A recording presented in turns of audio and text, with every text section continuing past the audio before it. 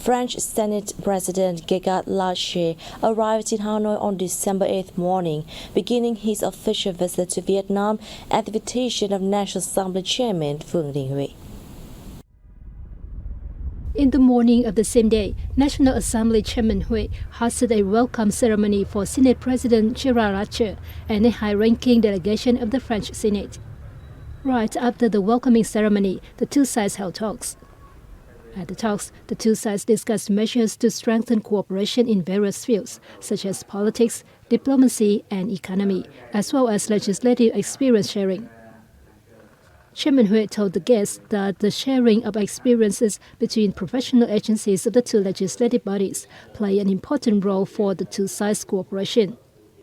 For the Vietnamese Parliament, the building of law projects, especially those related to the healthcare sector, is a priority, Hui said, adding that he wishes to enhance exchange of experiences with the French counterpart in the field. For his part, Lach said the healthcare sector is receiving due attention from the French Senate, especially after the COVID-19 pandemic. The French side is willing to cooperate with Vietnam in the regard, he noted. The two top legislators affirmed their desire to witness stronger cooperation between the two countries in general and localities in particular. During their talks, the two sides also discussed issues of common concern, including the issue where they highlighted the importance of respecting the international law.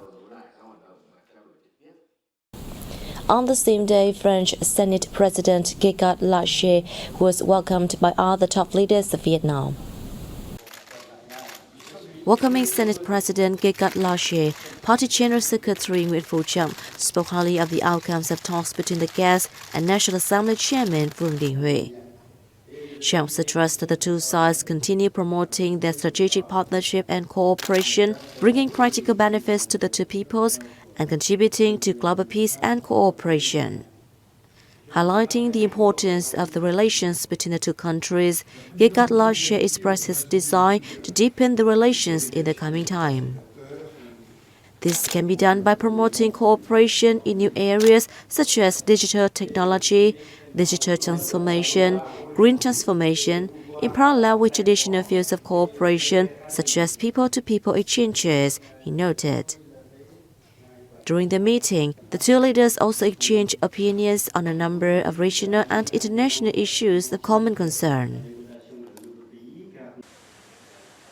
Welcoming the French Senate President, President Nguyễn Phú Trọng affirmed that Vietnam always considers France among leading partners in its foreign policy. The two countries have a special historical relationship, connecting with each other in all aspects, from political relations, parliamentary cooperation to economics, culture, education, health, and people, Phú stressed. Appreciating Vietnam's contributions to preserving peace and stability in the region and the world, Senate President Lach emphasized that France always supports freedom of aviation and navigation in the East Sea. On this occasion, he thanked Vietnam for sending face masks to France during the early stage of the COVID-19 epidemic. Through the President of the French Senate, President Nguyễn Phú Trọng invited President Emmanuel Macron to soon visit Vietnam. Talking with the French guests, Prime Minister Phạm Minh Chính stressed that France is an important partner in Vietnam's foreign policy and that Vietnam always wishes to strengthen the traditional friendship ties between the two countries. The Prime Minister stressed that the French side soon ratify the EU-Vietnam Investment Protection Agreement, facilitating French businesses operating in Vietnam. He also asked France to support the removal of the EC's yellow card imposed on Vietnam's seafood exports. Highlighting Vietnam's important role in France's foreign policy, Senate President Lach said his country will continue supporting Vietnam's cooperation with the EU in the fields such as economics, trade, and investment. France also wishes to promote cooperation with Vietnam in other fields such as agriculture, food security, culture, and transport, among others. They also discussed issues of common concern, including the sea, where they said disputes must be settled by peaceful measures based on international law. The Vietnam International Defense Expo 2022, Vietnam's Defense 2022 for short, the first of its kind, opened in Hanoi on December 8th.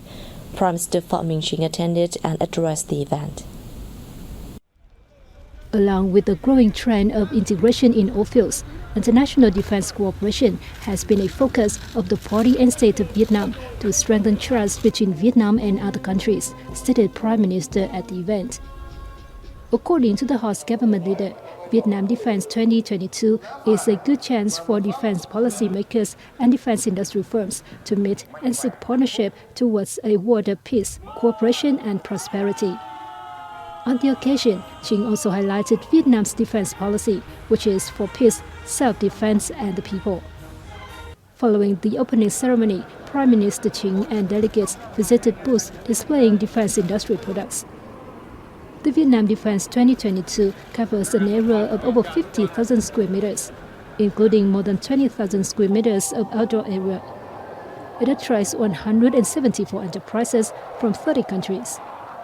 A number of conferences will be held within the framework of the event.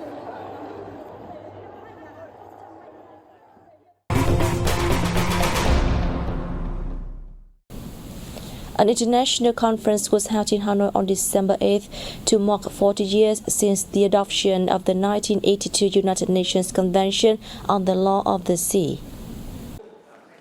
The hybrid event, held by the Ministry of Foreign Affairs, was attended by 150 delegates from ministries, sectors, coastal localities, and representative bodies of ASEAN countries in Vietnam. In his remarks, Deputy Foreign Minister Nguyễn Minh Vũ highlighted the importance and meaning of the convention, which has been ratified by 168 parties. Participants shared the view that over the past 40 years, UN class has not only properly served as a construction of the oceans, but also contributed to the formation and protection of the international legal order of the sea and oceans. They also affirmed the importance of respecting and fully and responsibly implementing regulations in UNCLOS, protecting the legal order of the seas and oceans, and promoting cooperation amid complex developments in the sea.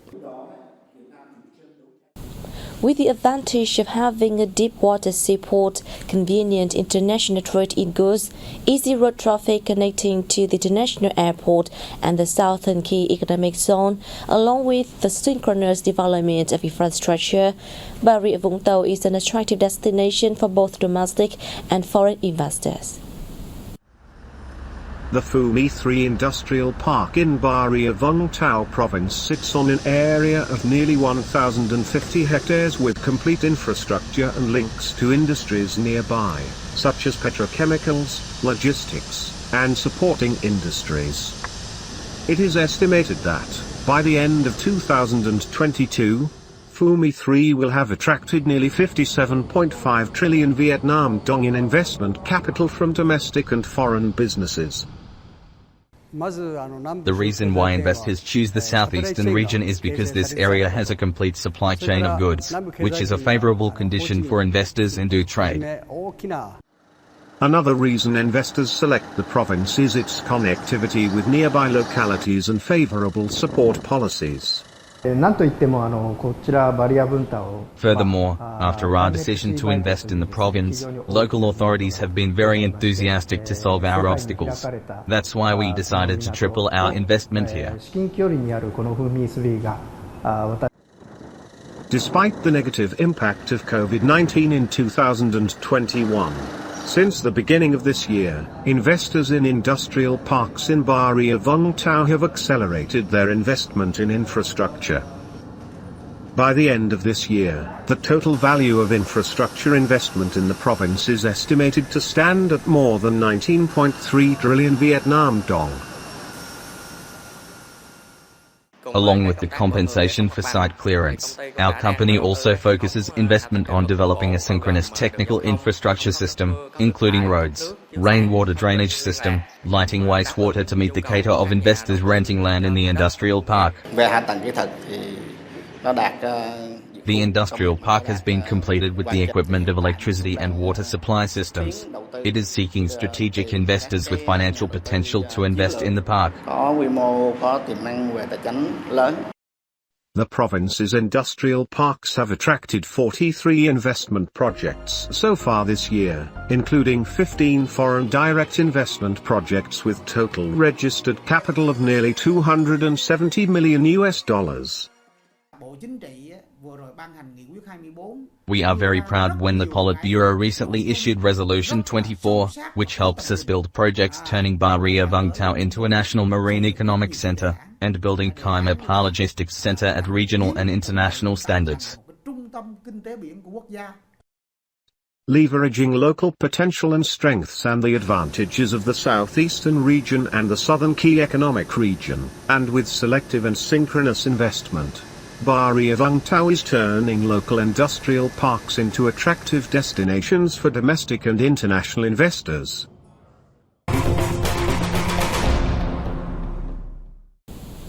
Half a century has now passed, and Vietnam's victory in Dien Bien Phu in the air, when the Vietnamese army and people fought a strategic battle during the U.S. Christmas bombing campaign in Hanoi and the country's north in 1972, remains engraved in the history of humankind. The story was shared by Vietnamese and Russian teachers and students at an event to celebrate the 50th anniversary of the victory Dien Bien Phu in the air. The celebration took place on December 6th at the Moscow State Linguistic University. Thanks to guidance from Vietnamese and Russian teachers, students revealed the great significance of the 12 days and nights under U.S. bombs.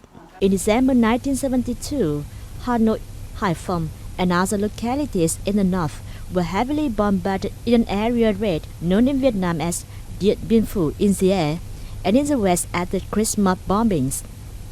It was the last U.S. military campaign during the war and lasted for 12 days, from December 18 to 29.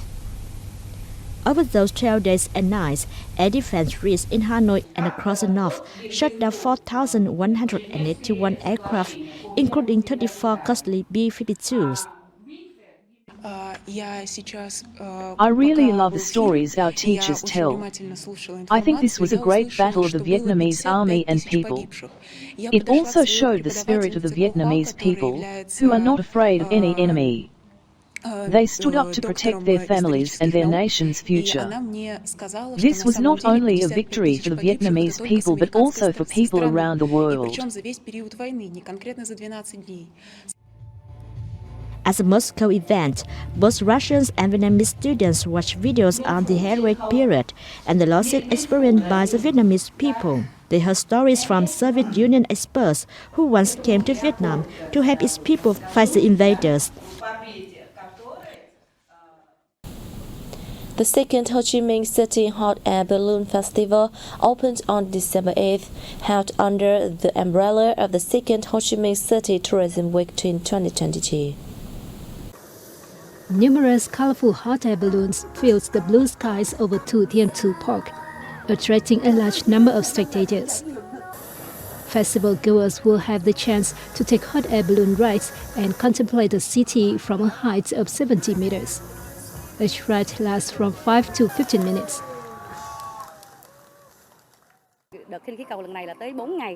The festival runs for 4 days and has something for everyone. I'm very excited. The festival is fantastic, attracting so many people. I feel proud of my city and hope more festivals like this can be held. The festival is expected to attract nearly 100,000 visitors and is also important in attracting holiday makers to the city, contributing to boosting the recovery of sustainable tourism.